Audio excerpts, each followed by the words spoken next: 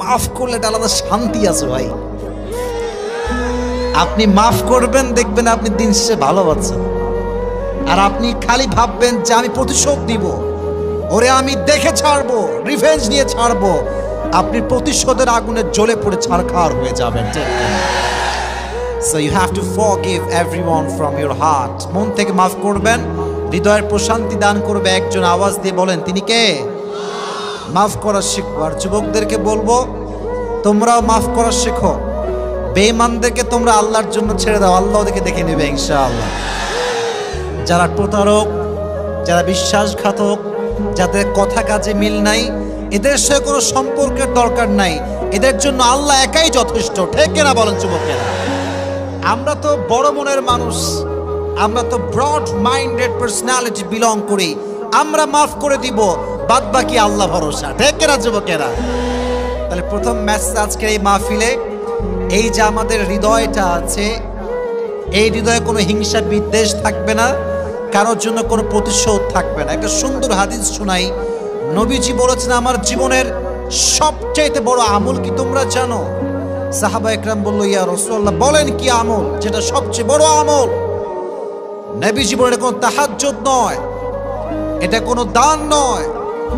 In ইসতাতা'তা আন তুসবিহা ওয়া তুমসিয়া ওয়া লাইসা ফি কলবিকা গাশশুন লিআহাদিন ফাফআল যালিক ওয়া যালিকা মিন সুন্নতি ওয়া মান রাগিবা আন সুন্নতি ফালাইসা মিন্নি।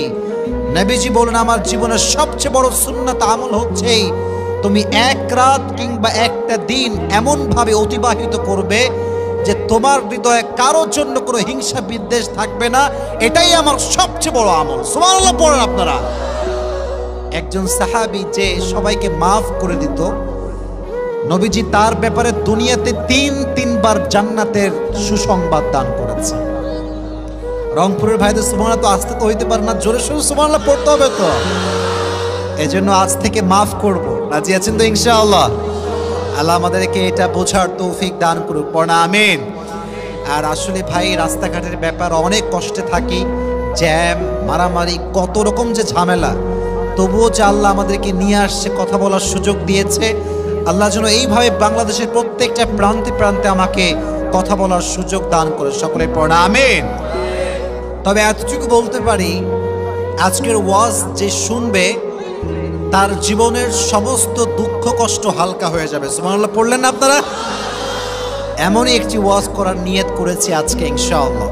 তবে আমি এতটুকু বলতে চাই, আমার অডিয়েন্স যেহেতু 90% বেশি যুবক ভাইয়েরা এসেছে, তো আজকের মোস্ট অফ দ্য টাইম আমরা যুবকদেরকে নিয়ে বেশি কথা বলবো আজকে ইনশাআল্লাহ। তো তোমরা যারা ডানের যুবকেরা আছো, এখানে হাজার হাজার যুবক এসেছো, আমি একটা আমানত দিচ্ছি, আমার আমানত রক্ষা করবা। আমানত হচ্ছে আমি যখন কথা বলবো বাড়তি কোনো সাউন্ড করবেন না আমার কথা ছাড়া। যদি আমি কোনো রেসপন্স চাই তাহলে আমাকে উত্তর করবেন, বাদ বাকি কোনো আওয়াজ করা যাবে না। বলেন ইনশাআল্লাহ। তো যুবক ভাইদের আজকের এই মাহফিলে যারা যারা আসছেন, আপনাদের বউ আছে কার কার? দেখি একটু হাত তুলেন তো দেখি। আছে আছে, বহুত হি কম, বহুত হি কম। আচ্ছা হাত নামান। এবার দেখবেন খেলা কাকে বলে। এবার যাদের বউটো কেউ নাই, সিঙ্গেল পার্টিরা দেখি হাত তুলে একটু। সবাই সবাই বউ নাই সবার? Sure sure sure 100% confirm? আয় হায়, আল্লাহ সবাইকে দিনদার নেককার বউ দিদিক, সকলে পড়া আমিন। এই যারা আমিন কয় না একটাও বউ পাবে না এরা। মন খুলে সকলে পড়া আমিন। দিনদার নেককার বউ আল্লাহর কাছে চাওয়ার দরকারটা যুবক ভাইয়েরা আছে না নাই? তবে এটা মাথায় রাখবা, তুমি বিয়ের আগে 3টা প্রেম করবা, তোমার বউ 10টা প্রেম করে তোমার বাসায় আসবে। তুমি 4 ঘাটের পানি খাবা, তোমার বউ 14 ঘাটের পানি খেয়ে তোমাকে বিয়ে করবে। এই জন্য নিজের চরিত্র ভালো তো সব ভালো, নিজে ভালো তো দেশ ভালো, নিজে ভালো তো সমাজ ভালো। ঠিক কিনা? আল খাবিথাতু লিল খাবিথিনা ওয়াল খাবিথুনা লিল খাবিথাত ওয়াত তাইয়িবাতু লিত তাইয়িবিনা ওয়াত তাইয়িবুনা লিত তাইয়িবাত। Allah has mentioned in this ayah, good character people, they will have good character people, and bad character people, they will have bad character people. যে ছেলে যেমন হবে তার বউ তেমন হবে। কথা ঠিক আছে কিনা যুবক ভাইরা, জোরে বলতে হবে। এজন্য আমরা প্রথমেই মাথায় রাখি এইটা, ভালো জীবন সঙ্গিনী পেতে চাইলে নিজেকে আমরা পবিত্র রাখবো। রাজি আছেন তো ইনশাআল্লাহ? আল্লাহ আমাদের যুবক ভাইদেরকে তৌফিক দান করুন, সকলে পড়া আমিন। আর যাদের বউ আছে, বউর একটু ভালোবাসেন আপনারা। এর কারণ হচ্ছে আমার একটা পেজ আছে আবরারুল হক আসিফ নামে ফেসবুকে, এটা আমার অরিজিনাল পেজ। হাজার হাজার বোনদের মেসেজ একটাই যে স্বামী ভালোবাসে না, স্বামী খ্যাতের গোষ্ঠী খ্যাত। লেখে এমনিই লেখে যে আমার স্বামীর মতো খ্যাত হুজুর কেউ নাই, পুরো জীবনটা আমার জাহান্নাম হয়ে গেল। মাথায় রাখবেন, আপনি একজন মেয়েকে বিয়ে করে আসছেন মানে হচ্ছে আপনি একজন মেয়ে আনেন নাই, আপনি বাবার রাজকন্যাকে আপনার ঘরে নিয়ে আসছেন, ঠিক কিনা? অতএব যেই পুরুষ তার বউয়ের সঙ্গে রোমান্টিক হতে পারে নাই, সুন্দর ব্যবহার করতে পারে নাই, সে বীর পুরুষের সন্তান হতে পারে না। আল্লাহ প্রত্যেকটা বিবাহিত যুবককে তার বউকে যথার্থ মূল্যায়ন করার তৌফিক দান করুন, সকলে পড়া আমিন। শোনেন, একটা অভিজ্ঞতা বলি। জীবনে আল্লাহ তাআলা গোটা বাংলাদেশ ঘুরিয়েছেন, লক্ষ কোটি মানুষের ভালোবাসা পাওয়ার তৌফিক দিয়েছেন, সুযোগ দিয়েছেন, রহম করেছেন। তবে একটা বিষয় খুব ভালো করে বুঝে গেছি, দুনিয়ার টাকা পয়সা জনপ্রিয়তা it's nothing, it's just nothing. যার জীবনে সুন্দর উত্তম জীবন সঙ্গিনী আছে, তার দুনিয়া হলেও কি না হলেও কি তার কোনো পরোয়া নাই, ঠিক না? Life partner is the most important chapter in our life. মানুষের জীবনে জীবন সঙ্গিনীর মতো বড় গুরুত্বপূর্ণ অংশ আর কিচ্ছু হতে পারে না, ঠিক আছে যুবক ভাইয়েরা? আল্লাহ যেন আমাদের সবাইকে স্ত্রীকে মূল্যায়ন করার তৌফিক দান করে, পড়া আমিন। আজকের এই মাহফিলে মা বোনদের যায় কোন দিকে? হাফিজ ভাইরা কোথায়, কোন দিকে? ডান দিকে, মাদ্রাসার পেছনে। ওটা কি বড় জায়গা না ছোট জায়গা? অনেক বড় জায়গা। জায়গা নাকি হচ্ছে না শুনলাম। আচ্ছা বসে পড়েন, আমি দেখছি। আল্লাহ মা বোনদেরকে নেক হায়াত দান করে, পড়া আমিন। অনেক মা বোনেরা মাহফিলে এসে উল্টাপাল্টা খালি গল্প গুজব করে, ওয়াজ শুনতে চায় না। এই রিপোর্টটা আমার কাছে আসছে যে হুজুর আপনি ওয়াজ করেন ওই মাহফিলের প্যান্ডেলে, আর মেয়েরা ভেতরে ফেসবুক চালায়। খবরদার, আমি এটা জীবনের প্রথম আজকের এই মাহফিলে বললাম, আমি এর আগে কখনো এটা বলি নাই। রংপুরের প্রত্যেকটা মেয়েদেরকে, বোনদেরকে বলবো, মাদেরকে বলবো, please mobile phone turn off your phone right now, turn off your phone. কোনো মেসেজ চলবে না। আর অনেক যুবক আমি মেসেজ পাইছি আমার ফেসবুক পেজে যে হুজুর আপনি এখানে ওয়াজ করেন, আর যুবক ভিডিও করে তার গার্লফ্রেন্ডকে আপনার চেহারা দেখায়।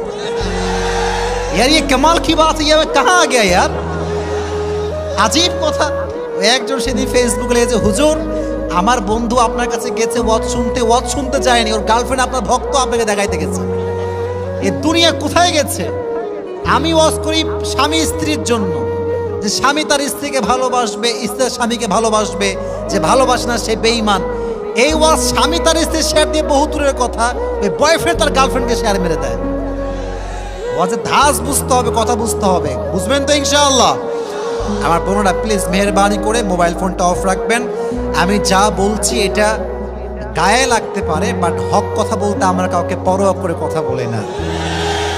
আল্লাহ প্রত্যেকটা মা বোনকে খাদিজার চরিত্রে চরিত্রবান হওয়ার তৌফিক দান করুন, পড়া আমিন। যুবকেরা, আমরা তো এখনই ওয়াজ শুরু করব মূল আলোচনার বিষয় থেকে। তবে একটা কথা বলতে চাই, মা বোনদের জন্য সম্মান আমাদের সকলের হৃদয়ে আছে না নাই? মেয়েরা অনেক শক্তিশালী, নারীরা অনেক শক্তিশালী, এতটা শক্তিশালী যে নারীর গর্ভ থেকে পুরুষের জন্ম হয়। নারীরা হচ্ছে সবচেয়ে পাওয়ারফুল, নারীদেরকে সম্মান করতে হবে। বাট আমার বোনেরা আমি দেখতে পাচ্ছি যে সম্মান, আত্মগৌরব ভুলে গিয়েছে। যেই মেয়ে জিন্সের প্যান্ট পরে রাস্তায় চলে আর নিজেকে মনে করে যে হাম কি হনুরে,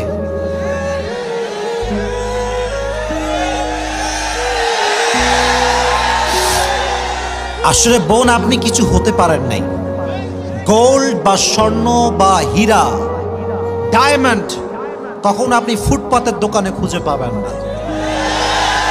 এটা পেতে হলে আপনাকে গুলশান যাওয়া লাগবে, যমুনা ফিউচার পার্কে যাওয়া লাগবে, বসুন্ধরা যাওয়া লাগবে, এবং কাচের ভেতরে প্রোটেকশন সহ আপনার গোল্ডেন রাখা থাকে, ঠিক আছে না যুবক ভাইয়েরা? যেই মেয়ের দাম যত বেশি তার পর্দা জীবনে তত বেশি। যেই মেয়ে নিজের মূল্য বোঝে নাই সে এখনো পর্দাশীল হতে পারে নাই। ঠিক কিনা যুবকেরা বল? আর মাথায় রাখবেন, বেপর্দায় চলবেন, জিন্সের প্যান্ট পরবেন, টাইট ফিটিং শার্ট পরবেন, কপালে গাঁজাখোর ছাড়া ভালো চরিত্রবান যুবক আপনার চলবে না। दिन शेष आप जैसा होगे आपका हस्बैंड भी वैसा ही होगा, जैसा तुम्हारा बीवी भी वैसा ही होगा। ठीक है যুবক ভাইরা, প্রত্যেকটা মা বোনকে বলবো আপনারা সকলে পর্দা মেইনটেইন করে চলুন, আল্লাহ তৌফিক দান করুন, পড়া আমিন।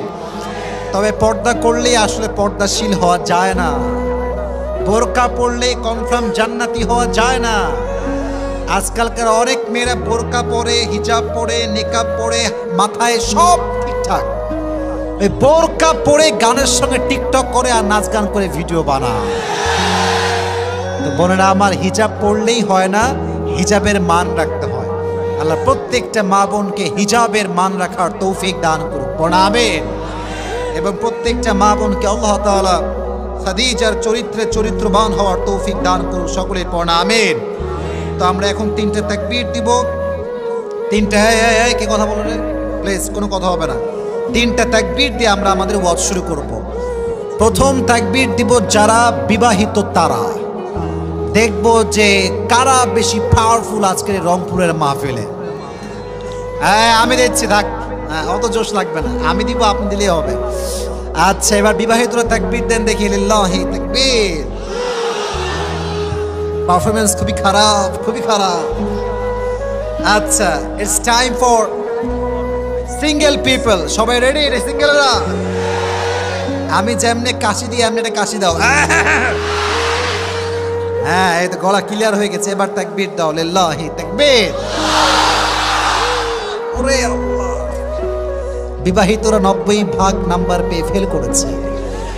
আল্লাহ যারা এত সুন্দর তাকবীর দিল, এরা এটাই বুঝিয়েছে এরা তাকবীরের অর্থ হচ্ছে তাকবীর নয়, এদের যে গলার জোর এটার অর্থ হচ্ছে এবারের সংগ্রাম বিয়ে করার সংগ্রাম।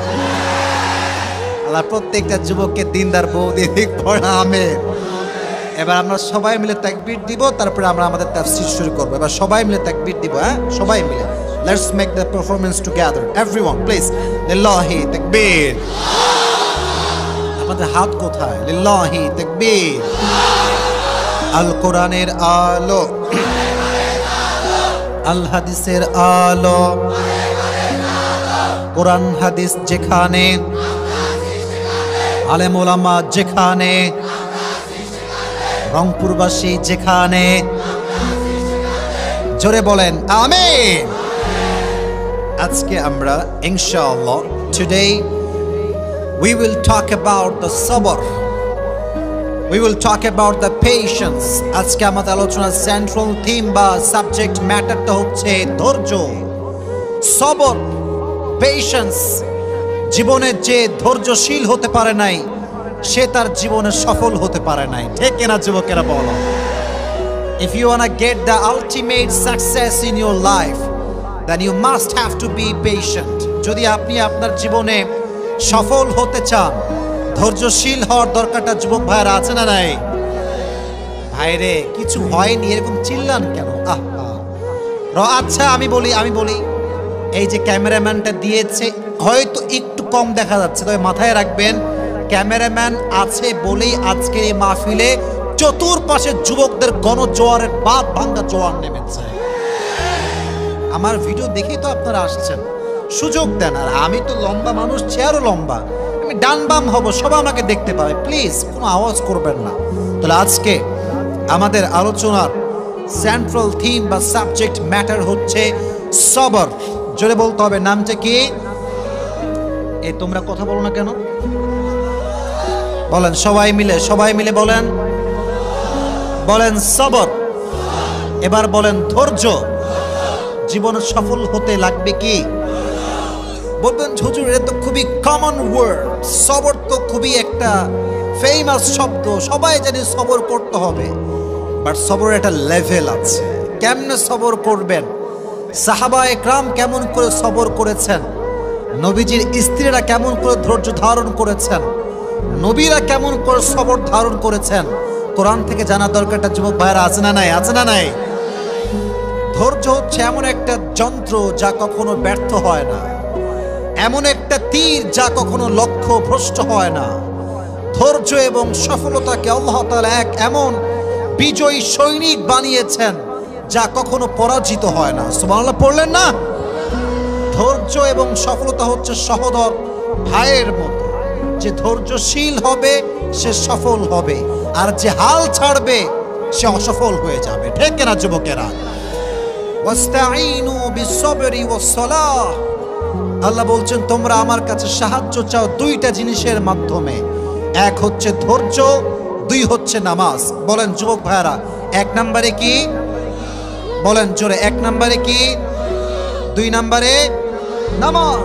দুইটা জিনিস দিয়ে আমার কাছে সাহায্য চাও, তোমার সাহায্য চাওয়ার সঙ্গে সঙ্গে আমি আল্লাহর গায়েবী সাহায্য তোমার কাছে পৌঁছে যাবে। সুবহানাল্লাহ পড়ে। দিস ইজ দ্য সবর, এটা হচ্ছে ধৈর্য। সাহাবায়ে কেরামদের মাঝে কেমন ধৈর্য ছিল, নবীদের মাঝে কেমন ধৈর্য ছিল, কোরআন থেকে কিছু এক্সাম্পল আমরা জেনে নিব। আচ্ছা, এই বর্তমান সমাজে এমন কিছু লোক আছে না যে যখনই বলবেন ভাই কেমন আছেন, আর বললেন না ভাই, জীবনটা তামা তামা হয়ে গেল। বলে না, বলে না, বলে না, বলে না। অনেক যুবক, কিরে বিয়ে হইল তোর? বিয়ে হয় না কেন? বলে কিসের বিয়ে মিয়া, ছাগা খেয়ে বেকা হয়ে গেছে। আমাদের কথার মাঝে কেমন যেন সবরের পরিচয়টা নাই। সবের যে হবে, ধৈর্যশীল যে হবে, যখনই তার সঙ্গে কেউ বলবে ভাই হাউ আর ইউ, কেমন আছেন, তার কোনো কথা ছাড়া সে প্রথমে বলবে আলহামদুলিল্লাহ। বলেন সবাই আলহামদুলিল্লাহ। কেউ যদি বলে তুমি কেমন আছো, ভাই আলহামদুলিল্লাহ অনেক ভালো আছি, এই যে বলবেন আমি ভালো আছি, আল্লাহ এতটা খুশি হয় বান্দার এই শুকরিয়ার কারণে যে আল্লাহ বান্দার সমস্ত দুঃখ কষ্টকে হালকা করে দেয়। সুবহানাল্লাহ পড়েন আপনার যুবক ভাইরা, সবাই সুবহানাল্লাহ পড়েন। এবার আসেন, অসুখে কেমন করে ধৈর্য ধারণ করবেন তার জ্বলন্ত প্রমাণ হচ্ছে আইয়ুব আলাইহিস সালাতু ওয়াস সালাম। ওয়া আইয়ুব ইয নাদা রাব্বাহু আন্নী মাসানি আয-যুররু ওয়া আনতা আরহামুর রাহিমিন।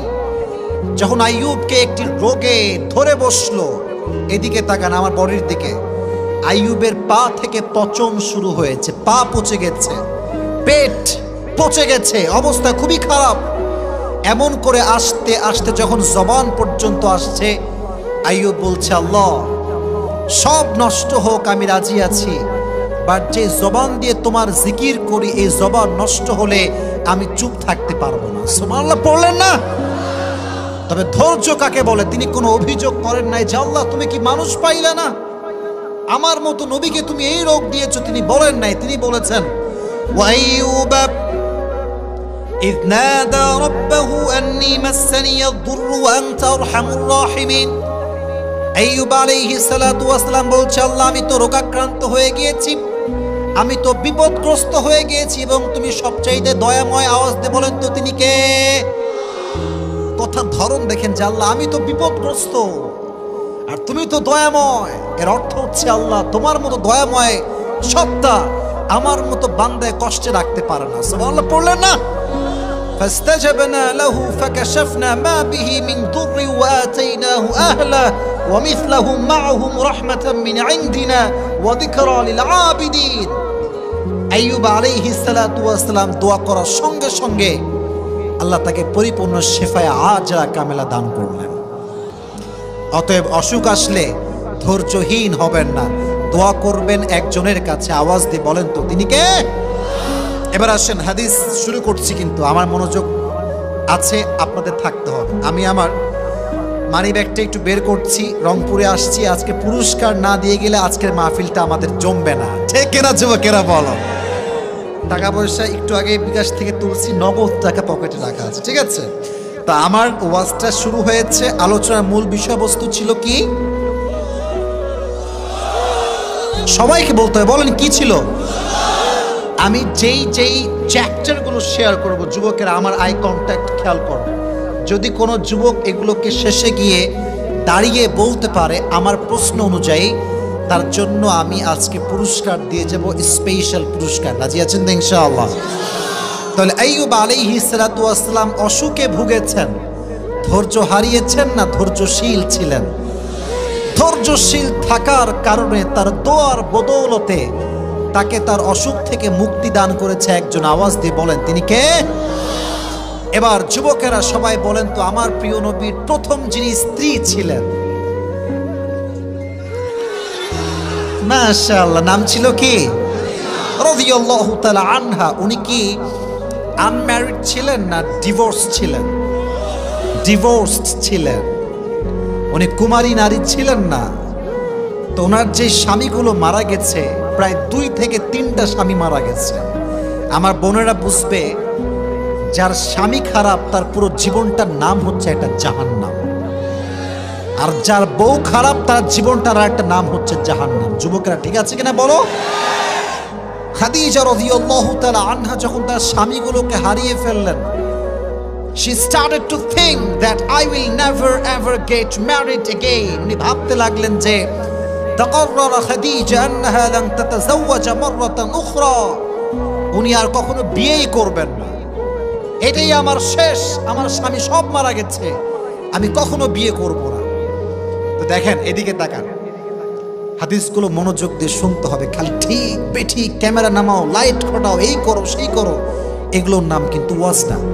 আর মাথায় রাখবেন, একটা ওয়াজের সফলতা লোকের মাধ্যমে হয় না, যে লক্ষ লক্ষ যুবকের ঢল নেমেছিল না। This is not a success of lecture, this is not a success of ওয়াজ মাহফিল। মাহফিল তো সফল হবে তখন যখন আমার কথার দ্বারা আপনার জীবন পরিবর্তন হবে। Keep quiet and keep silent. Khadija রাদিয়াল্লাহু তাআলা আনহা একদিন ঘুমিয়ে আছেন, হঠাৎ করে স্বপ্নে দেখছেন চতুর্পাশ অন্ধকার, আমাবস্যার রাতের মতো অন্ধকার, বাট আকাশে একটা চাঁদ ঝলমল ঝলমল ঝলমল করছে। যখন তিনি তাকালেন আকাশের চাঁদের দিকে, দেখলেন যে আকাশের চাঁদটা কেমন যেন ভেঙে চুরে খাদিজার বুকের দিকে নেমে আসছে। আর যখন চাঁদটা জমিনে নেমে আসছে, এই আমাবস্যার রাত জ্যোৎস্নার মতো আলোকিত হয়ে গিয়েছে। সুবহানাল্লাহ। তো আসতে পড়লেন, জোরে সোরে সুবহানাল্লাহ পড়লেন না? স্বপ্ন দেখার সঙ্গে সঙ্গে খাদিজা রাদিয়াল্লাহু তাআলা আনহার ঘুম ভেঙে গিয়েছে। ঘুম যখন ভেঙে গিয়েছে, তিনি সঙ্গে সঙ্গে উঠে ওয়ারাকা বিন নাফিলের কাছে গিয়েছেন। তার চাচা হয়, স্বপ্নের ব্যাখ্যাকারক ছিলেন তিনি। বলছে, চাচা জান, আমি স্বপ্নে দেখেছি কি জানেন? বলছে, কি স্বপ্ন? বলছে, রাত গভীর অন্ধকার, হঠাৎ করে চাঁদের একটা টুকরা আমার বুকের দিকে নেমে আসছে, এবং ওই চাঁদের আলোতে পুরো আশেপাশের সব কিছু আলোকিত হয়ে গিয়েছে। এটার ব্যাখ্যাটা কি? চাচা সব কিতাব খুললেন, তাওরাত ইনজিল খুললেন। উনি ব্যাখ্যা পড়ে বুঝতে পারলেন যে ব্যাখ্যাটা আসলে কি হবে। উনি বললেন, তোমার বুকে যেই চাঁদটা আসছিল, ওই চাঁদটা হচ্ছে শেষ নবী, প্যারা নবী, বিশ্ব নবী মুহাম্মদুর রাসূলুল্লাহ সাল্লাল্লাহু আলাইহি ওয়াসাল্লাম। উনি বললেন যে মানে এর অর্থটা কি? উনি বললেন যে, খাদিজা, তুমি যে বলেছিলা যে I will never ever get married again, আমি যে আর বিয়ে করব না, আল্লাহ তোমার জন্য এমন একটা পাত্র রেডি রেখেছে, তুমি বিয়ে না করে যাবা কোথায়? সুবহানাল্লাহ পড়েন আপনারা। উনি কিন্তু ধৈর্যের পরিচয় দিয়েছেন, ভেঙে পড়েন নাই। বাবার মৃত্যুর পরে কোটি টাকার বিজনেস, উনি একা একজন নারী সব বিজনেস সামলেছেন। আল্লাহু আকবার। তো বলছে, তাই নাকি? তাহলে কি সবরের ফল এত মিষ্টি হয়? ধৈর্যের ফল এত মিষ্টি হয়? অপেক্ষা শুরু করলেন যে কবে আমার সঙ্গে তার দেখা হবে। হঠাৎ একদিন নবীজির সঙ্গে দেখা হলো ব্যবসার খাতিরে। লম্বা হাদিস, আমি শর্টলি বলছি, প্রেসাইজলি বলছি। নবী যখন খাদিজার ঘরে প্রবেশ করলেন, খাদিজা বলেছেন, আমি ফিল করলাম যেন পূর্ণিমার চাঁদ আমার ঘরে প্রবেশ করেছে। আমার হৃদয়ে একটা প্রফুল্লতার ছোঁয়া বয়ে গেল। আল্লাহকে বললাম, আল্লাহ, তুমি যে তোমার ধৈর্যশীল বান্দিকে এত ভালোবাসো, আজকে আমি তিলে তিলে তিলে প্রমাণ পাচ্ছি। সুবহানাল্লাহ পড়েন। তো নবীজিকে দেখে তোমার প্রথমে পছন্দ হয়ে গেছে, বাট উনি কনফিউজড যে আসলেই কি এটা শেষ নবী? এটা কি আসলেই সেই নবী যার কথা আমার চাচা আমাকে বলেছিলেন? উনি তাওরাত ইনজিল খুললেন, থাক লাগবে না। তাওরাত ইনজিল খুলে মিলাতে শুরু করলেন যে শেষ নবীর দেহের বৈশিষ্ট্য কেমন হবে। উনি পড়তে শুরু করলেন, শেষ নবীর দেহের বৈশিষ্ট্য হবে, বুকটা হবে উঁচা, পেটটা হবে নিচা, হাইটটা হবে he will be neither absolutely white nor deep brown, কালারটা হবে খুব বেশি সাদাও না খুব বেশি কালোও না, এটা হবে একদম সুন্দর লাবণ্যময় চেহারা। সুবহানাল্লাহ পড়লেন না? আর হাইটটা কেমন হবে?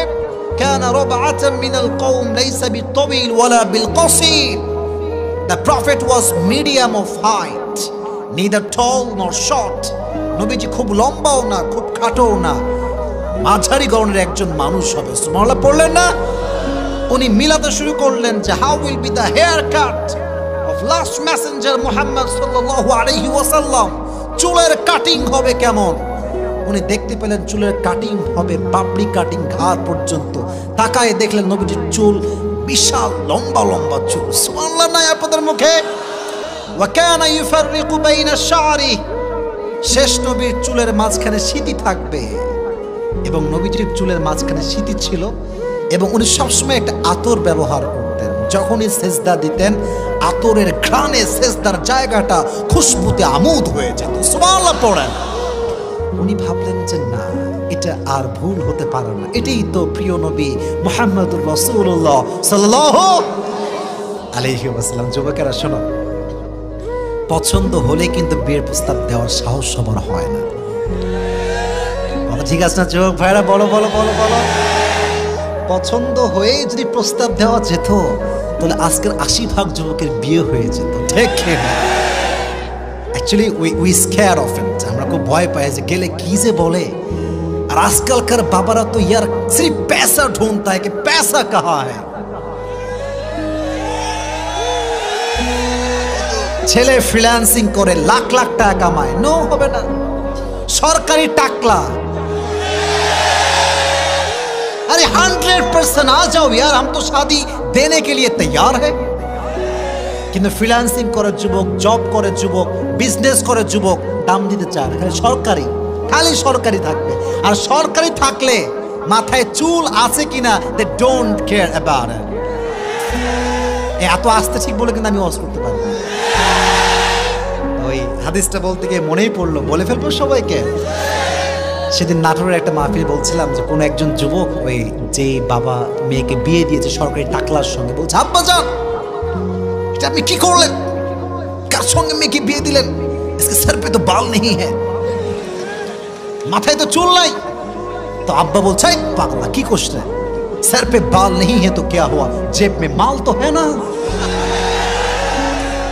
মাথায় চুল না থাকলে কি হবে, পকেটে টাকা থাকলে আমি রাজি আছি। কথা ঠিক না যুবকেরা? বল না, রংপুর এরকম আব্বা জান নাই, আর থাকলেও আল্লাহ হেদায়েত দান করে। পড়া আমিন। তো খাদিজা কেমনে প্রস্তাব দিবে? ধৈর্যের পরিচয় তো দিয়েছে, লম্বা সময় বিবাহ করে নাই, সবর করেছে আল্লাহ কবে দিবে আমাকে life partner, the best life partner কবে আসবে।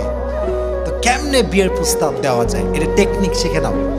কাউরে ভাল লাগলে নিজে যাওয়ার আগে অন্য কাউকে পাঠাবা, যদি পরিস্থিতি ভালো মনে হয় তারপরে তুমি যাবা, না কিন্তু মায়ের কপালে আছে তোমার। ঠিক না? তো খাদিজা রাদিয়াল্লাহু তাআলা আনহা নিজে প্রস্তাব দেন নাই, তার একজন বাদী ছিলেন, তার নাম ছিল নাফিসা। মুখস্থ হাদিস বলতে হবে কিন্তু, নাম ছিল কি? নাফিসাকে বলছে, নাফিসা শোনো, এই ব্যক্তিকে আমার বড্ড পছন্দ, আমি তাকে স্বামী হিসেবে গ্রহণ করতে চাই, বাট প্রস্তাব দেওয়ার সাহস নেই, please help me, I need your help, একটু সাহায্য করো আমাকে। বলছে তাই নাকি, আমি তো আপনার বান্দি, কোনো সমস্যা নেই, আমি যা বলবেন তাই রাজি আছি। চলে গিয়েছে। ট্রিক দেখেন, কথাগুলোর ধাঁচ বুঝবেন, খালি ঠিক বেঠিক বললেই হবে না। নবীজি বসে আছেন, নবীজির বয়স হচ্ছে 25 ইয়ার্স ওল্ড, 25 বছর। কত বছর? দাঁড়ায় থাকা ভাইরা কথা কয় না, বলেন না কত বছর? 25 বছর। নাফিসা আসছে, নাফিসা কিন্তু বয়স্ক মানুষ, এসে বলছে আসসালামু আলাইকুম। নবীজি বলছে ওয়ালাইকুম আসসালাম, কাইফা হাল, কি খবর? আলহামদুলিল্লাহ ভালো আছি। কি খবর, আসছেন কেন? বলছে আচ্ছা একটা প্রশ্ন করতে চাই, যদি মাইন্ড না করেন। নবীজি বলছে বলেন, আমি মাইন্ড করবো না, বলেন। আচ্ছা আপনার বয়স কত? বলছে বয়স তো ভালোই হয়েছে, 24 না 25 হয়ে গেছে। আচ্ছা 25 বছরের বয়স, বিয়ে করেন না কেন? বলছে কি বিয়ে করবো, টাকা পয়সার বড্ড অভাব। টাকা পয়সা কি বিয়ে করা যায়? আমার কোনো জব নাই, চাকরি নাই, তাই বিয়ে করতে পারছি না। But actually I am looking for religious girl. আমি দেখছি কোথায় ভালো মেয়ে পাওয়া যায়। তো নাফিসা বলছে, তার মানে আপনার কাছে ল্যাকিং অফ মানি, রাইট? বলছে হ্যাঁ, lacking of money, lacking of job, business. আমি খুবই অভাবী একজন যুবক। আচ্ছা, একটা কথা বলে রাগ করবেন না তো? বলছে বলেন, কি সমস্যা বলেন। বলছে আমার কাছে এমন একজন মেয়ে আছে যাকে বিয়ে করলে আপনার না লাগবে ঘর, না লাগবে মোহর, না লাগবে টাকা, না লাগবে খাওয়াইতে। আপনি তারে বিয়ে করবেন, তারে কিছু দেওয়া তো লাগবে না, লাগবেই না, বরং সেই আপনাকে সব কিছু দিয়ে দিবে। না, সুবহানাল্লাহটা জোরে সোরে হয় নাই। নবীজি, you know, he was just shocked. কি এরকম মেয়ে কি এই যুগে পাওয়া যাবে? আদৌ কি পসিবল এটা? বলছে অবশ্যই পসিবল। বলছে মাসমুহা, তার নামটা কি? বলছে তার নাম হচ্ছে বিবি খাদিজা। সুবহানাল্লাহ পড়েন।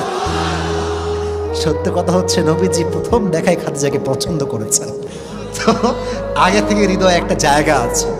উনি বললেন তাই নাকি? আমি তো আগেই রাজি, তবে একটা কাজ আছে।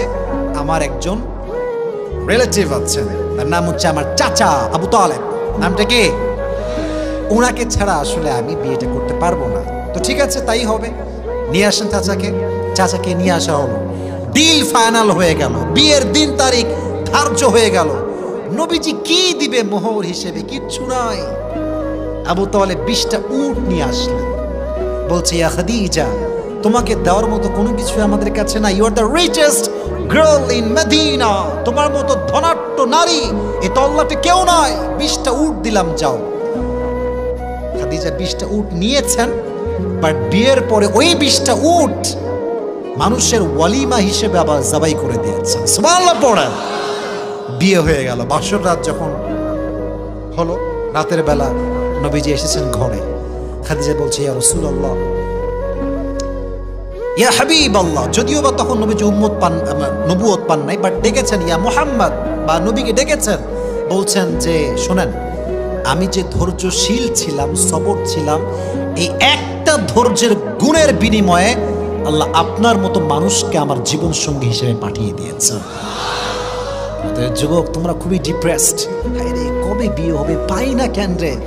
আরে বেটা, ধৈর্যশীল হতে হবে। এমন একটা ভাগ্যে তোমার জুটবে যে তোমার ভাগ্যে তোমার বন্ধুরা আশেপাশেও নাই। ঠিক কিনা যুবকেরা? বল, ধৈর্যশীল হও। তোমার যে বন্ধুর বউটাও আছে বলে, কিরে তোর তো জীবনে বিয়ে হবে না রে।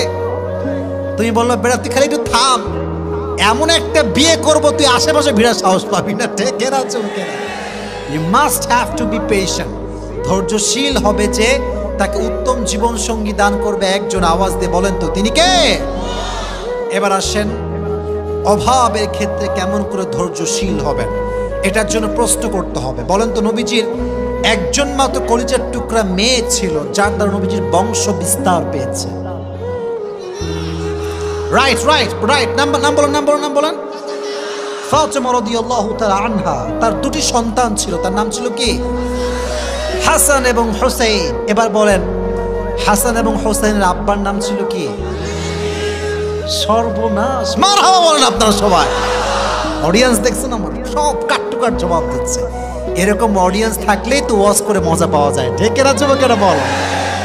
দেখেন অভাবে ধৈর্যশীল কেমন করে হবেন। এবং আমি ওয়াজটা এই জন্য করছি, হাজার হাজার যুবক আজকে রংপুরের মাটিতে আমরা এসেছি। Maximum people we are from middle class family. আমরা মধ্যবিত্ত পরিবারের সন্তান। তবে এটাতে আমাদের কোনো আফসোস নেই, আক্ষেপ নেই। নবীজির হাদিস আছে, গরিবরা বড়লোকের চাইতে 500 বছর আগে জান্নাতে প্রবেশ করবে। Are you happy? Are you happy? আজ থেকে এটা প্রাউড ফিল করে বলবেন যে আরে বেটা, আমি গরিব হতে পারি, আমি মধ্যবিত্ত পরিবারের সন্তান হতে পারি, বাট আমি আল্লাহর কাছে একজন প্রিয় বান্দা। সুবহানাল্লাহ পড়ে। তো একদিন আলী রাদিয়াল্লাহু তাআলা আনহু এবং ফাতেমার ঘরে এত অভাব দেখা দিল, 3 দিন যাবত কোনো রান্না নাই। এবার আলী রাদিয়াল্লাহু তাআলা আনহু বড্ড ক্ষুধার্ত হয়ে গেলেন। ডাক দিয়ে বললেন, ইয়া ফাতেমা, তোমার আব্বার কাছে যাও, গিয়ে কিছু চেয়ে নিয়ে আসো আমার জন্য। আব্বার কাছে যাও, আমার জন্য কিছু খাবার চেয়ে নিয়ে আসো। ফাতেমা রাদিয়াল্লাহু তাআলা আনহা বাধ্য হয়ে বের হয়ে গেলেন, বাবার কাছে গেলেন, ডাক দিয়ে বলছেন, আব্বা জান, ইয়া রাসূলুল্লাহ, ইয়া হাবিবাল্লাহ, 3 দিন যাবত বাসায় কোনো রান্না নাই, আমাদের কিছু দান করেন। এবার নবীজি ধৈর্যের পরীক্ষা নেওয়া শুরু করছেন, বলছে, ইয়া ফাতেমা, এই তোমরা কই যাও, বসো, এখানে বসো, কোনো বিশৃঙ্খলা করবে না, খবরদার। বলছে, ইয়া ফাতেমা, শোনো, আমার কাছে 5টা দোয়া আছে আর 5টা বকরি আছে, which one you wanna take? তুমি কোনটা নিবা? ধৈর্যের পরীক্ষা। ফাতেমা বলছে, আব্বাজান, আমার 5টা বকরি লাগবে না, আমাকে 5টা দোয়া শিখাই দিলেই আমি খুশি। জোরে সুবহানাল্লাহ পড়লেন না? তো দোয়াগুলো আপনারাও পাঠ করেন, সকলেই বলেন, ইয়া আউয়ালাল আউয়ালিন, না এটা আসতে হয়ে গেছে, ইয়া আউয়ালাল আউয়ালিন, ইয়া আখিরাল আখিরিন, ইয়া যাল কুওয়াতিল মাতিন, ইয়া রাহিমাল মাসাকিন। এবার জোরে সোরে সকলেই পড়েন, ইয়া আরহামার রাহিমিন। এই 5টা শব্দের দোয়া যে ব্যক্তি অভাবে পাঠ করবে, তার দোয়ার বিনিময়ে আল্লাহ তাকে সমস্ত অভাব থেকে মুক্তি দান করবেন। এই দোয়াটা বারবার পাঠ করবেন। তো তখন ফাতেমা রাদিয়াল্লাহু তাআলা আনহা বাসায় ফিরে আসছেন। ওইদিকে আলী রাদিয়াল্লাহু তাআলা আনহু অপেক্ষা করছেন, ফাতেমা কখন আমার জন্য খাবার নিয়ে আসবে। ফাতেমা রাদিয়াল্লাহু তাআলা আনহা যখন বাসায় আসছেন, হাতটা ফাঁকা, হাতে কোনো খাবার নাই, চাল নাই, ডাল নাই। আলী রাদিয়াল্লাহু তাআলা আনহু খেপে গেছেন, ফাতেমা, আইনা তাআম, খাবার কোথায়? তোমার তো হাত ফাঁকা। বলছে, আলী, ভালো করে খেয়াল করো, আমার হাত ভরা। হাত ভরা মানে? ভালো করে ব্যাখ্যা করো। বলছে, আলী, যাহাবতু লিদ-দুনিয়া ওয়া জিতু বিল আখিরা, আমি তো আমার আব্বাদের কাছে দুনিয়া চাওয়ার জন্য গিয়েছিলাম, আমার আব্বা পুরো হাত ভরে আমাকে আখিরাত দিয়ে ফেরত পাঠিয়ে দিয়েছে। গিয়েছিলাম দুনিয়া চাওয়ার জন্য, আমার আব্বা যেন আমাকে আখিরাত দিয়ে পাঠিয়ে দিয়েছেন। এবার আলী রাদিয়াল্লাহু তাআলা আনহু নিজেই গেছেন নবীজির কাছে, ইয়া রাসূলুল্লাহ, অনেক অভাব, কিছু দেন আমাদের সবাইকে। এবার নবীজি জামাইকে পরীক্ষা শুরু করছেন, জামাইকে ধৈর্যের পরীক্ষা। বলছে, জামাই, 5000 বকরি আছে আর 5টা দোয়া আছে, কোনটা নিবা? তো জামাই তো বুঝে গেছে আমার আব্বাজান, শ্বশুর আব্বাজান সবরের পরীক্ষা নিচ্ছেন। উনি বলছেন, আব্বাজান, 5000 বকরি লাগবে না, 5টা দোয়া শিখাই দিলে আমি খুশি হয়ে যাব। ধৈর্যের সঙ্গে ফিরে আসছেন। নবীজি সুসংবাদ দিয়েছেন, আমার জামাই আলী আমার সঙ্গে জান্নাতে একসঙ্গে আমার সঙ্গে দাঁড়িয়ে যাবে, আমার সঙ্গে থাকবে, আমার সঙ্গে থাকবে। তাহলে বোঝা গেল, অভাব আসলে ধৈর্যশীল হওয়ার দরকারটা যুবক ভাইরা আছে না নাই? আছে না নাই? আর যদি অভাব আসে, 5টা বাক্য বেশি বেশি পড়বেন, ইয়া আউয়ালাল আউয়ালিন, ইয়া আখিরাল আখিরিন, ইয়া যাল কুওয়াতিল মাতিন, ইয়া রাহিমাল মাসাকিন, ইয়া আরহামার রাহিমিন। এই 5টা বাক্য বেশি বেশি পাঠ করলে আপনার অভাব দূর করে দিবে একজন, তিনি কে? তাহলে অভাব আসলে আমরা অভিযোগ করবো না যে আল্লাহ তুমি গরিব কেন বানালা। গরিব হয়ে আমি খুশি হলাম এই জন্য যে কিয়ামতের দিন আমার হিসাব সহজ হয়ে যাবে। ঠিক কিনা যুবকেরা বলো? এবার আসেন, মাঝে মাঝে আমাদের জীবনে এমন হয় না যে মানুষ আমাদেরকে মিথ্যা অপবাদ দেয়? দেয় না, দেয় না, দেয় না, দেয় না, দেয় না? দেখবেন মিথ্যা অপবাদ এত খারাপ, এত খারাপ। একজন যুবকের চরিত্র, একজন নারীর চরিত্র নিয়ে মানুষ যখন কথা বলে, তার পুরো ক্যারিয়ারটাও ধ্বংস হয়ে যায়। আমি মনে করেন কারোর সাথে আমার কোনো বাজে সম্পর্ক নাই। একজন বললো যে হুজুরের এই মেয়ের সঙ্গে বাজে সম্পর্ক, কথা কথা। এখানে যুবক আছে, তার কোনো বউ নাই, গার্লফ্রেন্ড নাই, কিচ্ছু নাই। কেউ ফেসবুকে পোস্ট করলো যে এই যুবকের সঙ্গে আমাদের এলাকার 4 জন্মের অবৈধ সম্পর্ক আছে। এটার নাম হচ্ছে ব্লেম, অপবাদ। অপবাদ আসলে কেমন করে ধৈর্যশীল হবেন একটা হাদিস শোনাই। তবে এটার আগে আর একটা প্রশ্ন, নবীজির একজন মাত্র wife, she was not married, she was virgin, তিনি একজন কুমারী ছিলেন। তোমরা বলো নামটা কি ছিল যুবক ভাইরা? বলো বলো। আয়েশা রাদিয়াল্লাহু তাআলা আনহা। আচ্ছা, এবার প্রশ্ন, নবী যখন আয়েশাকে বিয়ে করেছিলেন, আয়েশার বয়স ছিল কত? কে বলতে পারবে? আপনারা বলেন না, কয় বছর? কয় বছর? মাথায় রাখবেন, যখন বিয়ে হয় তখন বয়স ছিল 6, আর যখন শ্বশুর বাড়িতে তুলে নিয়ে আসে তখন বয়স ছিল 9। সুবহানাল্লাহ পড়লেন না আপনারা? অনেক নাস্তিক বলে যে আমার নবী নাকি নারী লোভী ছিল, এই জন্য নাকি নবীজি নারীকে 6 বছর বয়সে বিয়ে করেছেন। নাউজুবিল্লাহ পড়লেন না? আরে যে আমার নবীকে গালি দেয় এটা পিতৃ পরিচয়হীন জারদ সন্তানের, জন্মের ঠিক নয়। আর আমি আসিফের স্পষ্ট বক্তব্য রংপুরের মাটিতে আমি দিয়ে যাচ্ছি, খুব ভালো করে শুনবেন। আমাকে গালি দাও আমি সহ্য করব, বাপকে দাও সহ্য করব, পরিবারকে দাও সহ্য করব, মাকে দাও সহ্য করে ফেলবো কোনো মতে। বাট আমার নবীকে নিয়ে একটা টু শব্দ বলবা, আমার দেহে 1 ফোঁটা রক্ত যতক্ষণ পর্যন্ত আছে এটা আমি চুল পরিমাণ বরদাস্ত করতে পারবো না। এটার নাম হচ্ছে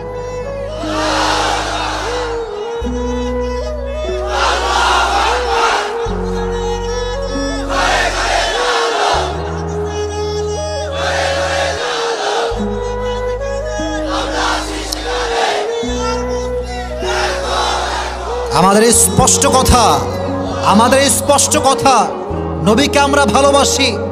নবীকে কেউ কটাক্ষ করবে, ও নাস্তিক বাজে কথা বলবে, আর মুসলমান ঘরের সন্তান আমরা চুপ থাকবো, এটা কোশ্চিন কালও সম্ভব হতে পারে না।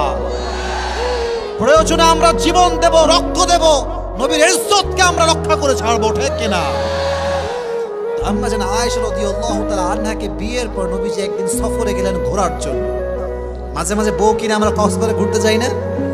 এখন তো সুবিধা হয়ে গেছে, এখন তো ট্রেন চালু হয়ে গেছে যুবকেরা, এখন প্লেন আছে, রাজশাহী থেকেও প্লেন আছে, আবার ঢাকার থেকে কক্সবাজার সোজা ট্রেনে আপনি যাবেন, একদম পুরো কক্সবাজার আপনাকে নিয়ে চলে যাবে। তো মাঝে মাঝে বউ কিনে ঘুরবেন। স্বামীরা আজকাল এমন খ্যাত, কিচ্ছু বোঝে না। আর এমন অনেক স্বামী আছে সারা জীবনে বউকে একবার আই লাভ ইউ বলে নাই। এরকম স্বামী আছে না নাই? আছে না নাই? তো নবীজি আয়েশাকে নিয়ে মাঝে মাঝে ঘুরতেন। তবে এটা একটা সিস্টেম ছিল, লটারি সিস্টেম। রংপুরের ভাইয়েরা কি সিস্টেম? লটারি। একটা এরকম বাটি থাকতো, সব বিবির নাম রাখা হতো, 1 2 3 4 করে নাম রাখা হতো। তো যার নামটা উঠতো নবীজি তাকে নিয়ে ঘুরতে যেতেন। তো সেই মাসে যার নাম আসছে তিনি হচ্ছেন আয়েশা। সুবহানাল্লাহ পড়লেন আপনারা সবাই? সবরের মেসেজটা কোথায় আমি দিচ্ছি এখন? আয়েশাকে নিয়ে ঘুরতে যাওয়ার পর যখন কাম ব্যাক করবেন, আয়েশা রাদিয়াল্লাহু তাআলা আনহা প্রকৃতির ডাকে সাড়া দেওয়ার জন্য উট থেকে নামলেন। আগের যুগে এটাকে বলা হতো হাউদাজ, পালকি, পালকিতে চড়ে ঘোরা হতো।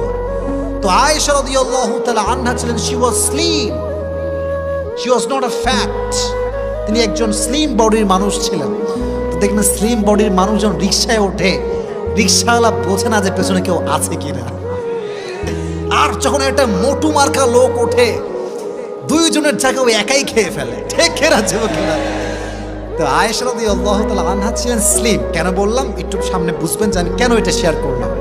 তো যখন উনি প্রকৃতির ডাকে সাড়া দেওয়ার জন্য নেমে গেছেন, ওই সাহাবী দূরে গিয়েছে, ওইও প্রকৃতির ডাকে সাড়া দেওয়ার জন্য গিয়েছে। তো যখন ফিরে আসছে, যেহেতু এটা উটের হাউদাজ, পালকি, পালকিতে কি নামানো থাকে? পর্দা। বলেন কি থাকে? ভেতরে কিছু সহজে দেখা যায় না। তো ওই সাহাবী ভেবেছে যে আয়েশা মনে হয় ঢুকে গিয়েছে, বসে পড়েছে, চিকন মানুষ তো বোঝা যায় না। তো সে উট নিয়ে চলে আসছে। এদিকে আয়েশা রাদিয়াল্লাহু তাআলা আনহা যখন কাম ব্যাক করেছেন, দেখছেন উট নাই। কিরে, উট গেল কোথায়? সাহাবী গেল কোথায়? মরুভূমির এরিয়া, কোথাও কেউ নাই। আয়েশা বুঝে গেলেন যে সে ভুল বুঝে চলে গেছে। এবার তিনি একটা চাদর বিছালেন, চাদর বিছিয়ে মুড়ি দিয়ে শুয়ে পড়লেন মরুভূমির মাঝে। ওই সফরে একজন সাহাবী, তার নাম হচ্ছে আব্দুল্লাহ ইবনে মুআত্তাল রাদিয়াল্লাহু তাআলা আনহু, তাকে নবীজি দায়িত্ব দিয়েছেন লস্ট অ্যান্ড ফাউন্ডের। যখন আমরা পিকনিকে যাই দেখবেন মাইক নেই, এই ছাত্ররা উঠে পড়ো বাসে, কে কোথায় আছো উঠে পড়ো, দায়িত্ব থাকে যে কেউ মিসিং না হয়ে যায়। তো আব্দুল্লাহ ইবনে মুআত্তাল যখন বুঝতে পারলো আয়েশা নেই, তখন তিনি চলে গেলেন খোঁজার জন্য। দেখলেন যে উনি এভাবে কাপড় বিছিয়ে মুড়ি দিয়ে শুয়ে আছেন, খুবই স্লিম একজন মানুষ। উনি গিয়ে, যেহেতু পর্দার আয়াত নাজিল হয়েছিল, উনি একটা কাশি দিলেন। আয়েশা রাদিয়াল্লাহু তাআলা আনহা বুঝতে পারলেন যে আমাকে রিসিভ করার জন্য